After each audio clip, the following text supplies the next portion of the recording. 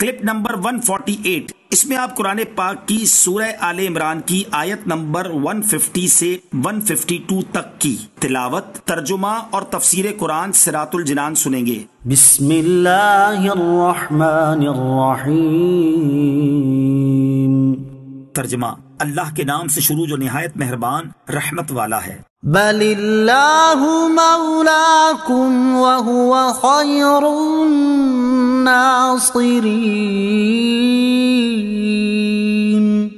ترجمہ، بلکہ اللہ ہی تمہارا مددگار ہے اور وہی سب سے بہترین مددگار ہے۔ بل اللہ مولاکم،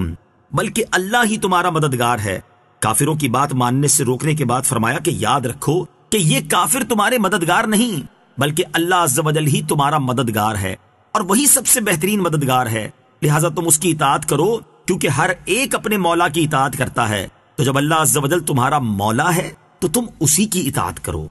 سنلقی فی قلوب الذین کفروا الرعب بما اشرکوا باللہ ما لم ينزل به سلطانا ومأواهم النار وبئس مثوى الظالمین۔ ترجمہ، ان قریب ہم کافروں کے دلوں میں روب ڈال دیں گے کیونکہ انہوں نے اللہ کے ساتھ ایسی چیز کو شریک ٹھہرایا جس کی اللہ نے کوئی دلیل نہیں اتاری، اور ان کا ٹھکانہ آگ ہے اور وہ ظالموں کا کتنا برا ٹھکانہ ہے۔ سنلقی فی قلوب الذین کفروا الرعب، ان قریب ہم کافروں کے دلوں میں روب ڈال دیں گے۔ اس آیت میں غیب کی خبر ہے۔ جب ابو سفیان وغیرہ جنگ احد کے بعد واپس ہوئے تو راستے میں خیال کیا کہ کیوں لوٹ آئے، سب مسلمانوں کو ختم کیوں نہ کر دیا، حالانکہ یہ اچھا موقع تھا۔ جب واپس ہونے پر آمادہ ہوئے تو قدرتی طور پر ان تمام کے دلوں میں مسلمانوں کا ایسا روب طاری ہوا کہ وہ مکہ چلے گئے اور یہ خبر پوری ہوئی۔ وَلَقَدْ صَدَقَكُمُ اللَّهُ وَعْدَهُ إِذْ تَحُسُّونَهُم بِإِذْنِهِ حَتَّى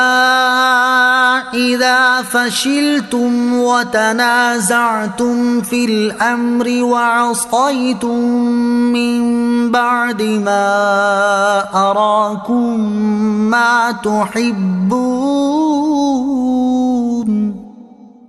مِنْكُمْ مَنْ يُرِيدُ الدُّنْيَا وَمِنْكُمْ مَنْ يُرِيدُ الْآخِرَةَ ثُمَّ صَرَفَكُمْ عَنْهُمْ لِيَبْتَلِيَكُمْ وَلَقَدْ عَفَا عَنْكُمْ وَاللَّهُ ذُو فَضْلٍ عَلَى الْمُؤْمِنِينَ۔ ترجمہ، اور بے شک اللہ نے تمہیں اپنا وعدہ سچا کر دکھایا جب تم اس کے حکم سے کافروں کو قتل کر رہے تھے، یہاں تک کہ جب تم نے بزدلی دکھائی اور حکم میں آپس میں اختلاف کیا اور تم نے اس کے بعد نافرمانی کی، جب اللہ تمہیں وہ کامیابی دکھا چکا تھا جو تمہیں پسند تھی۔ تم میں کوئی دنیا کا طلبگار ہے اور تم میں کوئی آخرت کا طلبگار ہے، پھر اس نے تمہارا منہ ان سے پھیر دیا تاکہ تمہیں آزمائے، اور بے شک اس نے تمہیں معاف فرما دیا ہے، اور اللہ مسلمانوں پر بڑا فضل فرمانے والا ہے۔ وَلَقَدْ صَدَقَكُمُ اللَّهُ وَعْدَهُ،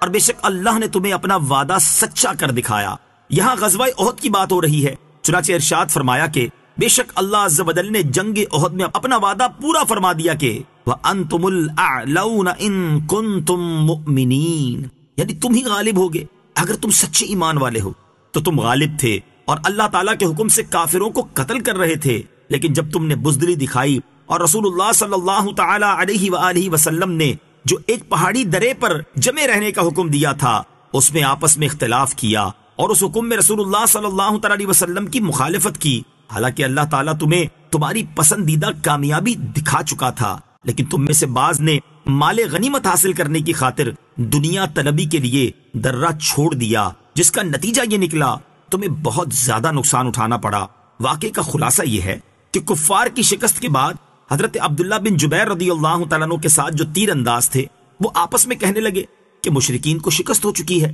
لہٰذا اب یہاں ٹھہر کر کیا کریں گے، چلو کچھ مال غنیمت حاصل کرنے کی کوشش کریں۔ بعض حضرات نے یہ سن کر کہا کہ جگہ مت چھوڑو کیونکہ رسول کریم علیہ الصلوۃ والسلام نے تاکید کے ساتھ حکم فرمایا تھا کہ تم اپنی جگہ ٹھہرے رہنا اور کسی حال میں یہ جگہ نہ چھوڑنا جب تک میرا حکم نہ آ جائے، مگر لوگ غنیمت کے لیے چل پڑے اور حضرت عبداللہ بن جبیر رضی اللہ تعالیٰ عنہ کے ساتھ 10 سے کم صحابہ کرام رضی اللہ تعالیٰ عنہم رہ گئے۔ دنیا طلب کرنے والوں سے مراد وہ لوگ ہیں جنہوں نے وہ درہ چھوڑ دیا اور مال غنیمت حاصل کرنے میں مشغول ہو گئے، اور آخرت کے طلبگاروں سے مراد وہ لوگ ہیں جو اپنے امیر حضرت عبداللہ بن جبیر رضی اللہ تعالیٰ عنہ کے ساتھ اپنی جگہ پر قائم رہے حتیٰ کہ شہید ہو گئے۔ آیت کے آخر میں فرمایا کہ غزوہ احد میں اس مقام پر جن لوگوں نے خطا کی اللہ تعالیٰ نے انہیں معاف فرما دیا۔ لہٰذا یاد رہے کہ جو اس طرح کے واقعات کو لے کر صحابہ کرام رضی اللہ تعالیٰ عنہم کی شان میں گستاخی کرے وہ بدبخت ہے کہ ان کی معافی کا اعلان رب العالمین عز و جل خود فرما چکا۔